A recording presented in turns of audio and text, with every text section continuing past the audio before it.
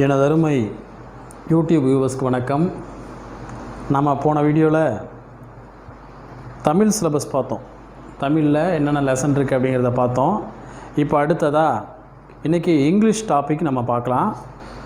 நமக்கு இங்கிலீஷில் first lesson என்ன கொடுத்துருக்காங்க அப்படின்னா சீ டர்ட்டில்ஸ். சீ டர்ட்டில்ஸ் அப்படிங்கக்கூடியது டாட்டாய்ஸ் நமக்கு எல்லாருக்குமே தெரியும். இது மெரைன் ரிலேட்டிவில் வரக்கூடியது. இந்த சீ டர்ட்டில்ஸ் அப்படிங்கக்கூடியது எங்கே இருக்கும் அப்படின்னா பெரும்பாலும் சீயில் இருக்கும், ஓஷன்ஸில் இருக்கும், கடலில் மட்டுமே வாழக்கூடிய ஒரு உயிரினம். இன் வேர்ல்டு உலகம் ஃபுல்லாக சீ டர்ட்டில் 7 ஸ்பீசிஸ் இருக்குது. இன் இந்தியாவில் 5 ஸ்பீசிஸ் இருக்குது. என்னென்ன இந்தியாவில் இருக்குது அப்படின்னு பார்த்தா olive ridley, the hawksbill, 3rd one the green sea turtle, 4th one the loggerhead, 5th one leatherback. இதோட சைஸ் என்ன அப்படின்னு பார்த்தோம் அப்படின்னா ஸ்மால் சைஸ், ரொம்ப இதிலே சின்னதாக இருக்கக்கூடிய ஸ்மால் சைஸ் எது அப்படின்னா ஆலிவ் ரிட்லி, ரொம்ப சின்னதாக இருக்கக்கூடியது. இதோட சைஸே 35 kg இருக்கும். அதுக்கப்புறம் இதில் பெரிய சைஸ் எது அப்படின்னா லெதர் பேக். இதோட லென்த்து பார்த்தோம்னா 2.2 மீட்டர் இருக்கும்.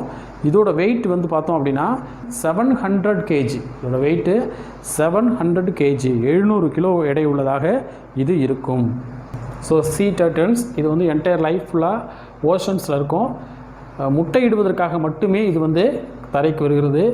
இதில் ஆலிவ் ரிட்லீஸ் அங்கக்கூடிய அந்த ஆமை இந்தியாவில் இப்போ காணப்படுது. 4 டைப்ஸ் இப்போ அதிகமாக நமக்கு இப்போ பார்க்க முடியறதில்ல அதிகமாக. ஓகேவா? ஸோ அடுத்ததான் நமக்கு ட்ரூ ஆர் ஃபால்ஸ் கொடுத்துருக்காங்க. First one, turtles are different from tortoise. Correct. Turtles டாட்டாய்ஸை விட கொஞ்சம் வித்தியாசமானது தான். So right answer. Turtles are sea animals. இது கடலில் வாழக்கூடியதா அப்படின்னு கேட்டிருக்காங்க. இது கடலில் வாழக்கூடியது தான். There are 7 kinds of sea turtles in the world. 7 இருக்கா உலகம் ஃபுல்லாக அப்படின்னு கேட்டிருக்காங்க. நிச்சயமாக 7 ஸ்பீசிஸ் உலகம் ஃபுல்லாக இருக்குது. 4th one sea turtles are very small அப்படின்னு சொல்லியிருக்காங்க. சீ டர்ட்டில்ஸ் ரொம்ப சின்னது கிடையாது, ரொம்ப ரொம்ப பெருசு. கடலில் இருக்கக்கூடிய இந்த சீ டர்ட்டில்ஸ் பெரிய பெரிய இனங்களாக தான் இருக்கும், சின்னதாக இருக்காது. Turtles come ashore to lay eggs. முட்டையிடுவதற்காக இது கரைக்கு வருதா அப்படின்னு கேட்டிருக்காங்க. ஆமாம், இது முட்டையிடுவதற்காக தான் கரைக்கு வருது. Sea turtles come to rest on land. நிலத்தில் ஓய்வெடுக்குமா அப்படின்னு கேட்குறாங்க. அது முட்டை மட்டுமே இடுவதற்காக வரும், ஓய்வெடுக்க வராது. ஸோ அது wrong answer. Olive ridleys are only sea turtle seen on Indian ஷோஸ். ஆலிவ் ரிட்லி இந்திய இனமா அப்படின்னு கேட்டிருக்காங்க. ஆமாம், அது இந்தியாவில் இருக்கக்கூடிய ஒரு இனம் தான். ஆக இதுதான் நமக்கு கேட்டிருக்கக்கூடிய true or false. In most parts of the world olive ridleys come ashore alone their eggs. பெரும்பாலும் ஆலிவ் ரிட்லீஸ் எதுக்காக கரைக்கு வருது? Lays egg. However, Odisha is one of only these places in the world where a phenomenon known as mass nesting or aribada takes place. அங்கே தான் இந்த அரிபாடாங்கிறது நடக்குது.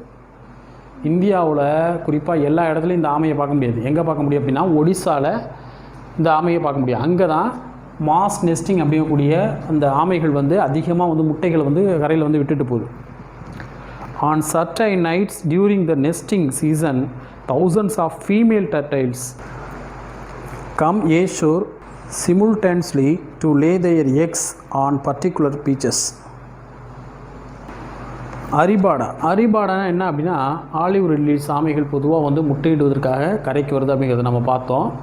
இதில் ஒடிஷாவில் மட்டும் மாஸ் நெஸ்டிங் அப்படிங்கக்கூடிய ஒரு ப்ராசஸ் நடக்குது. இப்போ என்ன பண்ணுது அப்படின்னா அந்த ஃபீமேல் டர்ட்டில்ஸ் அந்த முட்டையிடுவதற்காக அந்த பெண் ஆமைகள் ஒடிஷாவில் மட்டும் கரையில் முட்டையிட்டு போயிடுது. இதுக்கு பேர் தான் arribada. Between the month of January and March female olive ridleys come ashore at night to lay their eggs. ஜனவரி மாதமும் கிடையாது, மார்ச் மாதமும் கிடையாது. ஜனவரி மாதத்திற்கும் மார்ச் மாதத்துக்கும் நடுவில் உள்ள நாட்களில் அந்த ஆலிவ் ரிட்லீஸ் இனங்கள் கரைக்கு முட்டைகளை இடுகின்றன. This is quite a problem for them as turtles' front flippers enable it to swim gracefully and effortlessly but are not very useful for moving on land. The turtle has to haul itself laboriously onto beach. Then it chooses a spot well away from the high tide line. Here it scoops out a nest cavity 45 cm deep into which it lays about 100 eggs. இது என்ன பண்ணுது அப்படின்னா ஒரு அலைப்பகுதியை தேர்ந்தெடுக்கிறது. அங்கிருந்து 45 சென்டிமீட்டரில் ஒரு கூடை உருவாக்கி ஹை டைட் லைன்ஸ் உருவாக்கி அங்கே 45 சென்டிமீட்டரில் நெஸ்ட்டு. ஸோ அங்கே 100 எக்ஸை next lace 100 eggs. Each egg is one in the shape and size of table tennis ball. Once all the eggs are laid, the turtles fill in the cavity. Then it camouflages next by tossing sand on it using as flippers. That done, it returns to the sea. The eggs are left to incubate under the warmth of the sun. After laying eggs,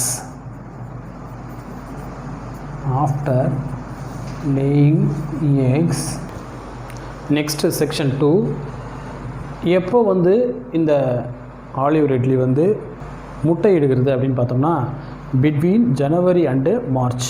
இந்த ஜனவரி மாதத்துக்கும் March மாதத்துக்கும் இடைப்பட்ட நாளில் இது வந்து முட்டையிடுது. ஜனவரிலேயோ மார்ச்லேயோ முட்டையிடுறதில்ல. Flippers இதோட துடுப்புகள் எதற்காக பயன்படுது அப்படின்னா swimming, only for swim. So நீந்துவதற்காக மட்டும்தான் பயன்படுது. ஆனால் இதை வச்சுட்டு அது முட்டையிடுவதற்காக நிலத்தில் வரும்பொழுது ரொம்ப கஷ்டப்படுது. Not very useful for these flippers. So இது முட்டையிடுறதுக்காக என்ன பண்ணுது அப்படின்னா ஹை டைட் லைன்ஸை உருவாக்குது. ஒரு 45 சென்டிமீட்டர் வரைக்கும் ஒரு குழியை, ஒரு நெஸ்ட்டு, ஒரு கூடை வந்து உருவாக்கிக்குது. ஸோ அங்கே வந்து பார்த்திங்கன்னா 100 முட்டைகளை இடுகிறது. It lays 100 eggs. Each egg size, ஒவ்வொரு முட்டையும் வந்து பார்த்தோம்னா டேபிள் டென்னிஸ் பால் அளவுக்கு இருக்கும். இப்போ ஆலிவ் ரெட்லி இப்போ வந்து அது முட்டையிட்டதுக்கு அப்புறமா லோக்கல் பீப்புள்ஸ் என்ன பண்ணுறாங்க அப்படின்னா அதை எப்படியாவது கண்டுபிடிச்சிட்டாங்க. ட்ராக் த டர்ட்டில்ஸ், அந்த டர்ட்டில்ஸை வந்து கண்டுபிடிச்சிறாங்க. எதுக்காக அந்த டர்ட்டில்ஸை கண்டுபிடிக்கிறாங்க அப்படின்னா ஜெக்கல்ஸ், டொமஸ்டிக் டாக்ஸ் அண்ட் பிக்ஸ்லாம் முட்டைகளை வந்து சாப்பிடுது. எப்படியோ வாசனையை கண்டுபிடிச்சி கொண்டு போய் சாப்பிட்றது. Those X that escape such people and predators hatch 45 to 60 days later. எந்த முட்டையெல்லாம் வந்து இந்த மாதிரி ஜாக்கல்ஸ், அப்புறம் பிக்ஸு, அப்புறம் பீப்புள்ஸ் இதெல்லாம் வந்து மாட்டாமல் தப்பிக்குதோ அந்த முட்டைகள் 45 to 60 நாட்களுக்குள்ளாக குஞ்சுகளை பொரிக்கின்றன. அப்போ என்ன பண்ணுது அப்படின்னா அந்த முட்டையிலிருந்து அந்த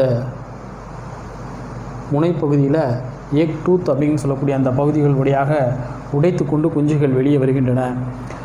அதை பார்த்திங்கன்னா ஒரு ரேசர் பிளேடு கிழிச்சா எப்படி கிழிக்கும் அந்த மாதிரி அழகாக கிழிச்சிட்டு குஞ்சுகள் வெளியில் வருது.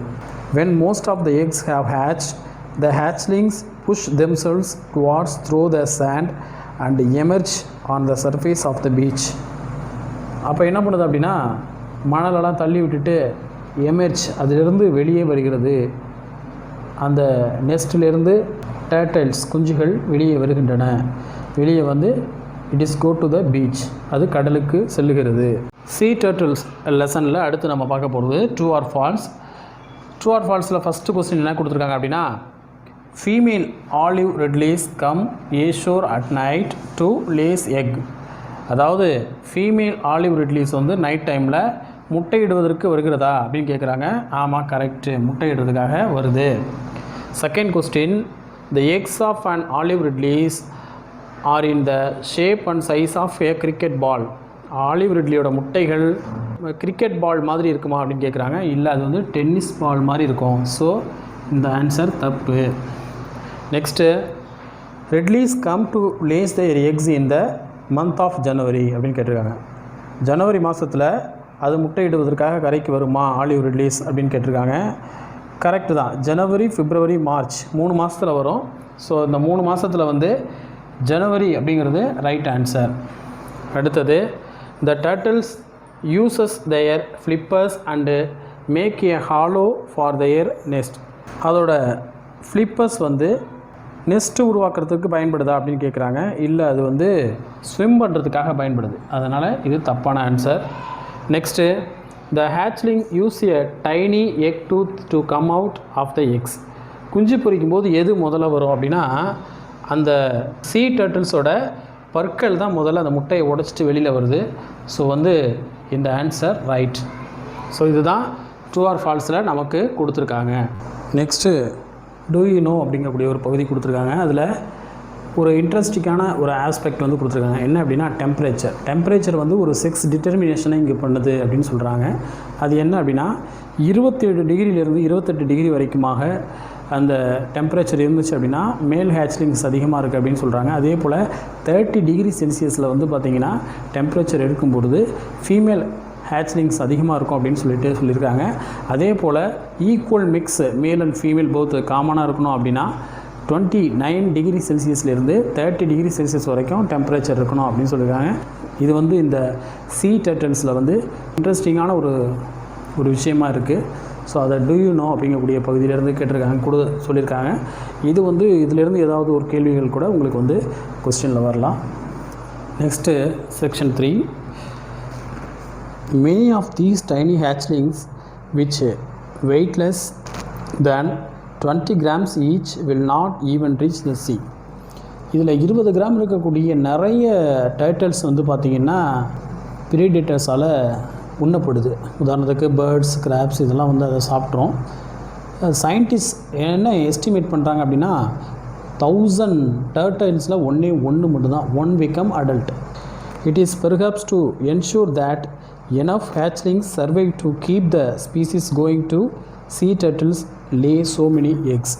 ஸோ அதற்கு போதுமான அளவு enough turtles வந்து சர்வைவ் உயிர் படைச்சு அந்த உயிர் பிழைக்கக்கூடிய அந்த உயிரினங்கள் லேஸ் so many eggs அதிகமான முட்டைகளை வந்து அது இடுது.